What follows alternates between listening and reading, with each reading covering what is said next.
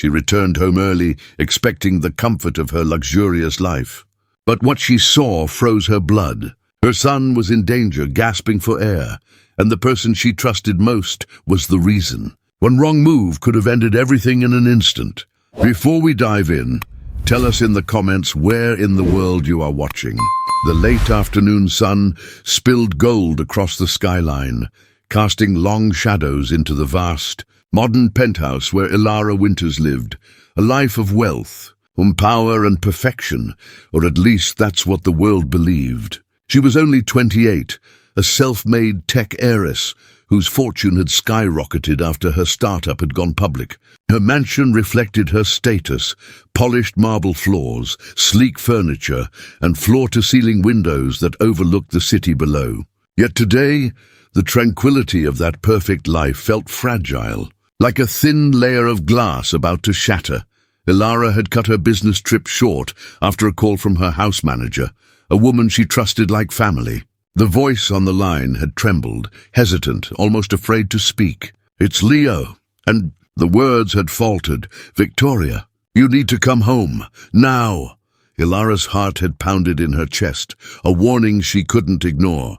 Leo, her 6-year-old son, the center of her world, and Victoria, her new wife, whose elegance had once captivated her but now seemed unpredictable, even dangerous. She arrived faster than she had ever driven before, the city lights blurring around her sleek black luxury car.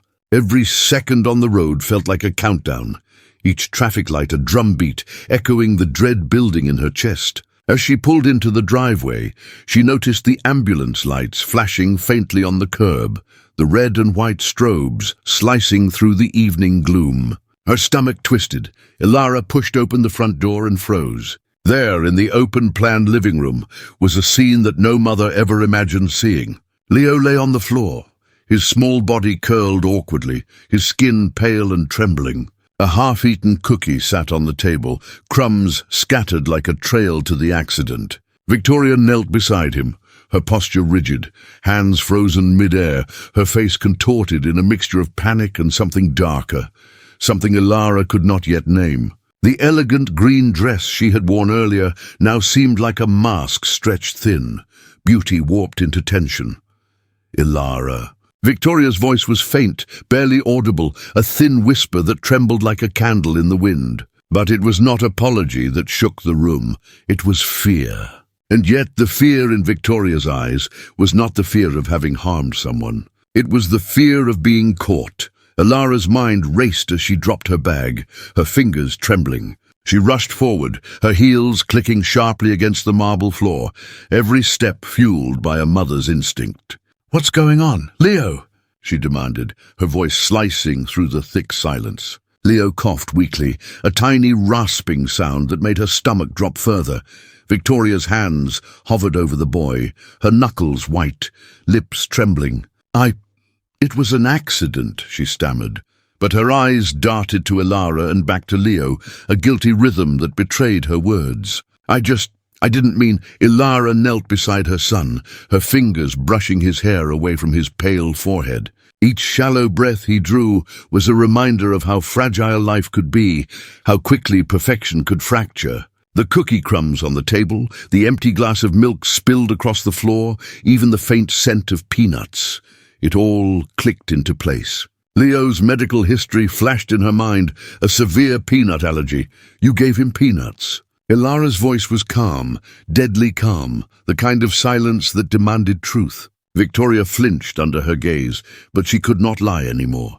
I thought it would make him stop crying. He dared me, Ilara. He wouldn't listen, and Ilara's hands clenched at her sides. The air in the room felt thick, suffocating. Her mind had only one thought: protect Leo. Nothing else mattered. She gently lifted her son, cradling him as he coughed and whimpered, feeling the heat and fear seep from him. Victoria sank to the floor, sobbing. The elegant mask of sophistication shattered completely. Ilara held Leo tightly, whispering reassurances, feeling the heartbeat of her child against her chest.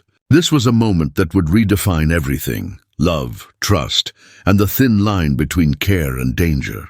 And as the flashing lights of the ambulance reflected against the walls, Ilara knew one thing.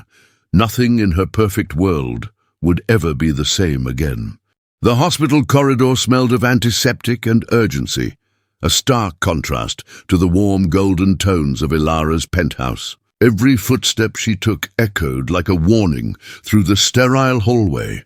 Leo lay on the narrow hospital bed, tiny fingers gripping her hand as if holding on to life itself. His chest rose and fell in fragile, uneven breaths, connected to a maze of tubes and monitors that beeped rhythmically, each sound a reminder of how close they had come to losing him. Victoria hovered near the corner of the room, wrapped in a thin hospital blanket, her green dress now a distant memory, replaced by guilt and trembling limbs. Her eyes darted around, avoiding Ilara's gaze, as if she feared the weight of her own truth. Ilara's mind raced, struggling to process what had happened. She remembered the scattered cookie crumbs, the spill of milk, the flurry of panic that had overtaken Victoria, and the horrifying thought that this could have ended differently. "Tell me exactly what happened," Ilara demanded, her voice low but sharp, slicing through the room with authority that no amount of wealth or charm could rival. Victoria hesitated, her lips trembling as if the words themselves were a confession she could not bring herself to speak. Finally, in a voice barely above a whisper, she admitted, He wouldn't eat his dinner. I was frustrated and I wanted him to understand. I didn't think it would hurt him." Ilara's heart pounded, not from fear, but from a growing storm of anger. "You didn't think it would hurt him?" She repeated each word deliberate, heavy. "Leo has allergies, severe allergies. You knew that." Victoria's hands flew to her face, mascara streaking down her cheeks as she sobbed, her voice breaking. "I didn't mean to. I thought it would scare him into listening. I didn't want to hurt him."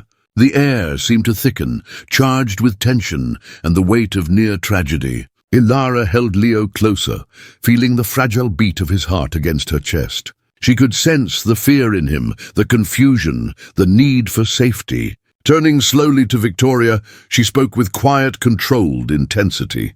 "You had no right. Not for a second. This isn't about discipline. This isn't about frustration. This is life and death."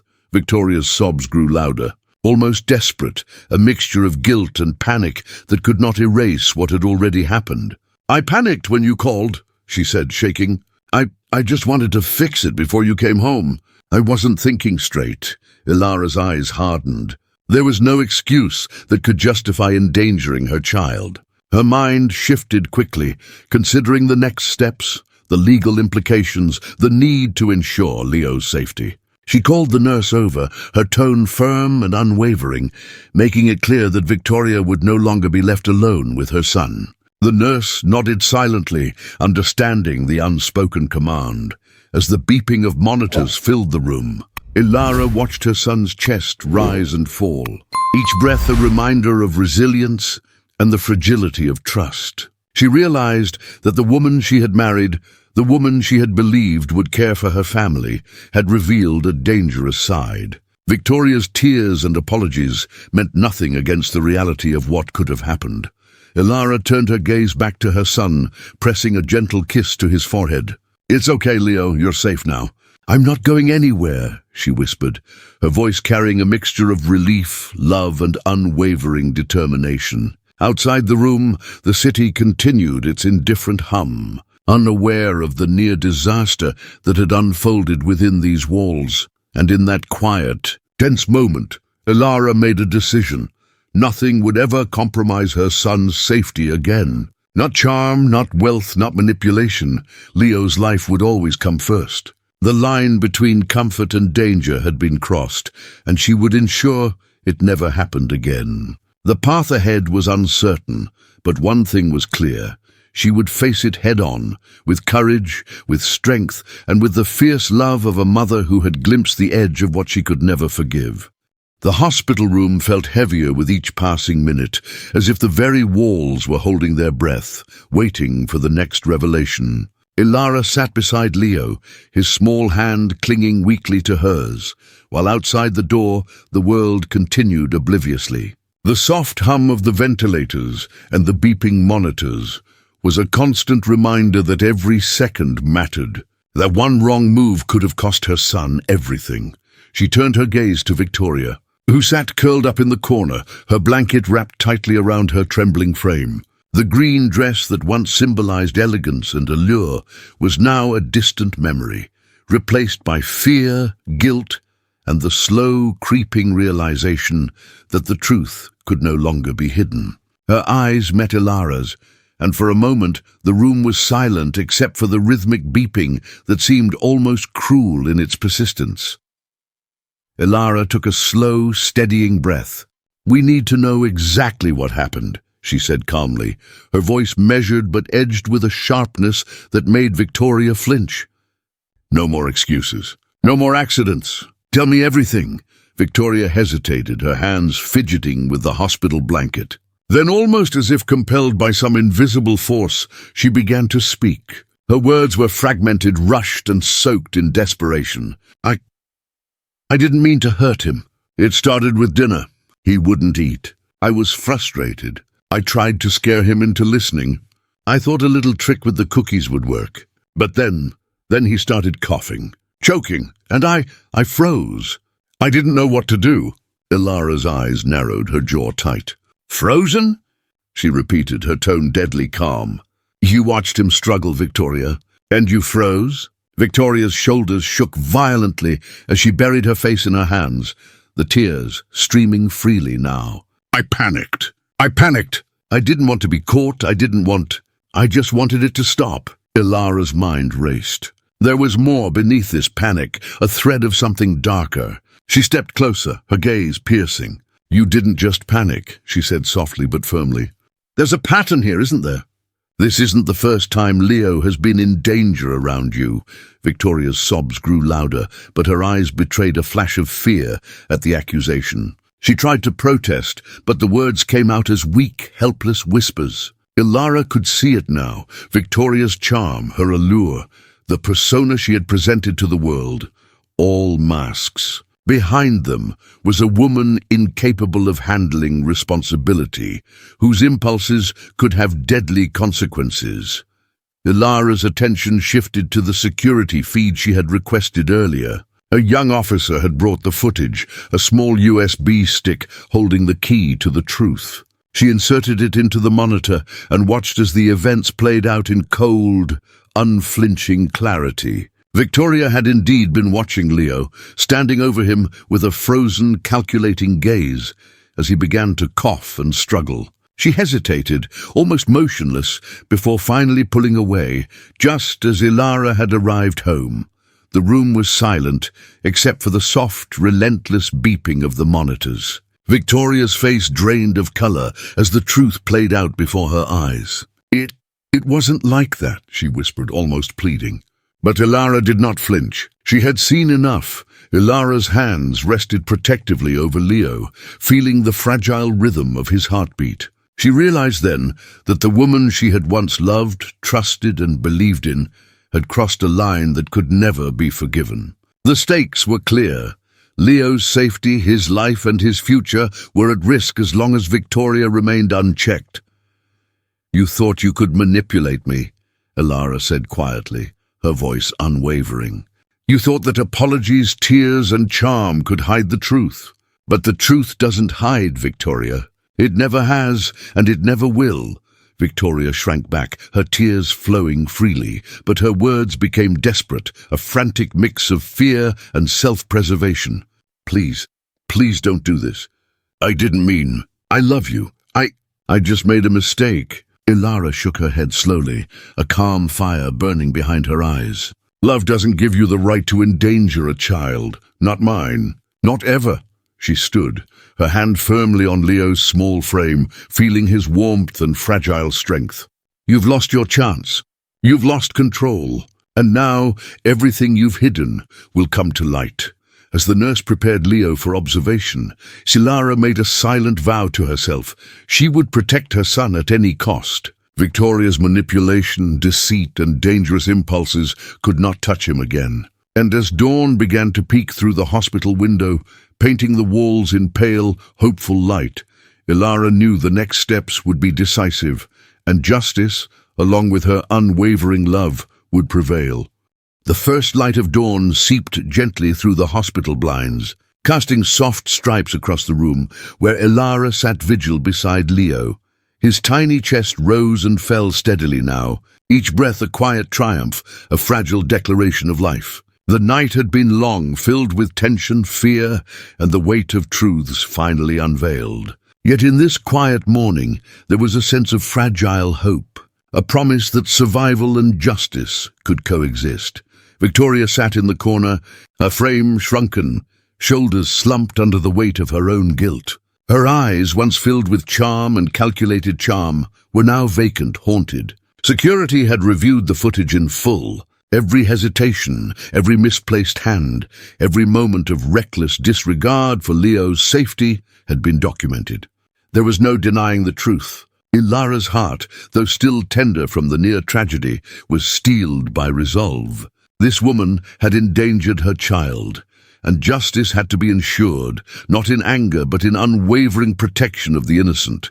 Ilara's first step was practical. She instructed the nurse to update hospital security and contact Child Protective Services, ensuring Leo would never be alone with Victoria again. Then, with the calm authority that had built her empire, she made arrangements to revoke Victoria's access to their home, bank accounts, and any means of influence over her son. Every precaution was taken meticulously, leaving no room for manipulation or interference.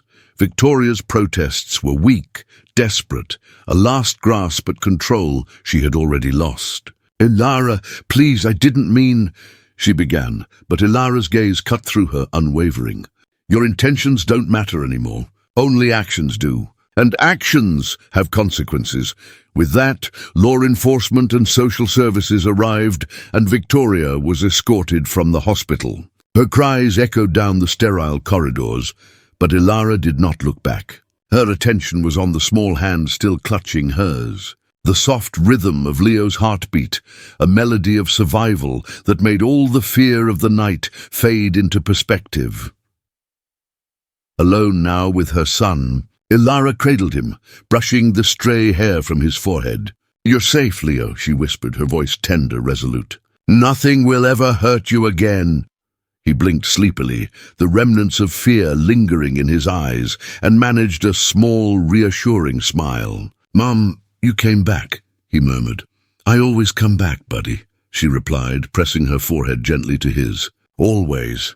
In the days that followed, Ilara guided Leo through healing, both physical and emotional. Therapy sessions, gentle routines, and the warmth of a mother's constant presence helped him regain a sense of security. Ilara herself reflected on the night's events, realizing that wealth, charm, and appearances could never replace vigilance, love, and moral clarity. The incident had stripped away illusions, but it had also strengthened her resolve. She spent quiet evenings with Leo, building block towers, reading bedtime stories, and planning the small joys they had once taken for granted. She promised him that they would plant the tree he had wanted in the garden, a symbol of resilience and life, a living reminder that even after fear and danger, growth was possible. Ilara knew she could never erase the memory of what had happened, but she could transform it into lessons of courage, love, and protection. The woman who had once threatened her son's life would no longer have power over them, and in that knowledge she found a quiet, resolute peace.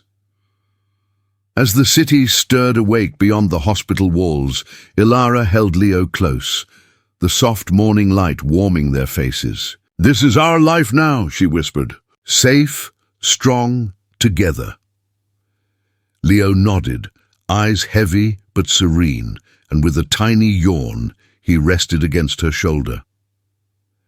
Ilara allowed herself a deep breath, the kind that carries both relief and determination. She had faced deception, danger, and near tragedy, but in protecting her son, she had reaffirmed the power of love, vigilance, and courage. And as the hospital monitors hummed steadily, marking each heartbeat of survival, she smiled softly, knowing that this chapter had ended not in loss, but in the triumph of a mother's unwavering devotion. Outside, The world carried on, indifferent to the near disaster within. But Ilara knew one truth that would never fade. Nothing, no threat, no deception, no fear, could ever come between her and the safety of her child again.